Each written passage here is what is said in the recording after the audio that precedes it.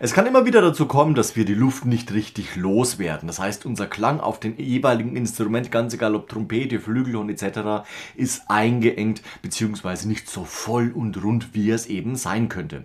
Und hier gibt es ein paar Übungen, die du immer am Anfang beim Warm-up machen kannst, damit dein Klang automatisch auch schon etwas besser auf deinem Instrument wird.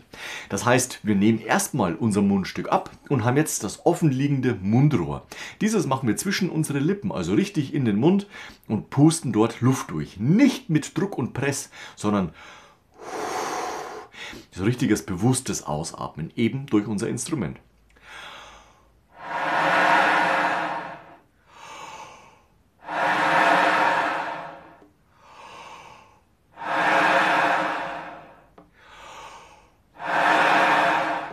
Die Atmung wird aktiviert, der Luftfluss wird aktiviert, der Kehlkopf geht auf. Und wenn du jetzt auf dein Instrument gehst, eben dann mit Mundstück, wirst du bemerken, wenn du die ersten Töne spielst, vielleicht sogar im Vergleich zu den eingeschränkten Tönen, zu den Tönen jetzt,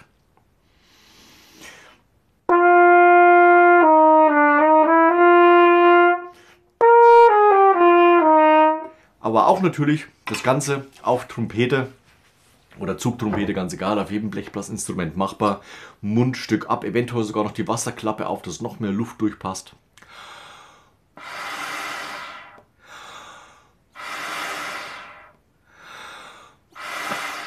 Und jetzt spielt man auf sein Mundstück, was ja wesentlich weniger Luft durchlässt als eben die Mensur von dem Instrument. Und da wird man merken,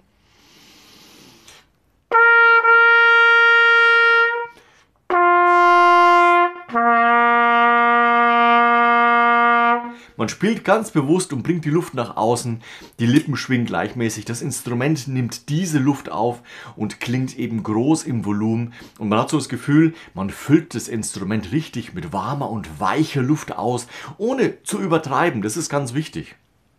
Man kann natürlich auch jederzeit Übungen machen, wie zum Beispiel 2 Finger zwischen die Zähne. Auch hier der Kehlkopf richtig weit offen. Oder eben du nimmst ein Stück Schlauch. Genau der gleiche Effekt. Oder du machst zum Beispiel deinen Stimmzug ab, beziehungsweise hier eben den Zug und spielst nur auf dem Mundrohr.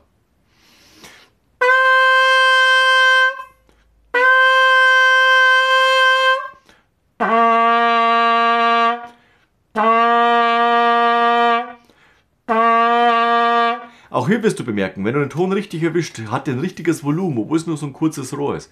Danach baust du dein Instrument wieder zusammen und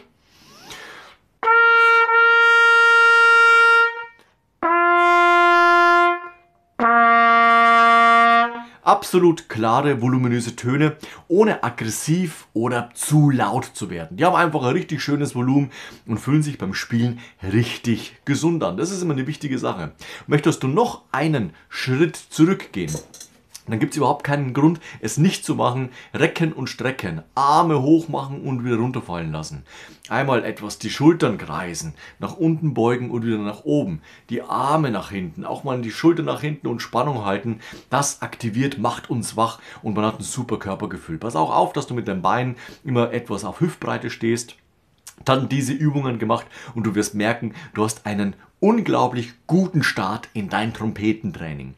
Probier es mal aus und schreibe in die Kommentare, wie es bei dir geklappt hat, wie es sich bei dir angefühlt hat und lass gerne am Ende von dem Video noch ein Like und Abo da. Wir sehen uns nächste Woche zu einem neuen Video rund ums Trompete spielen. Bis dahin, ciao, euer Nico.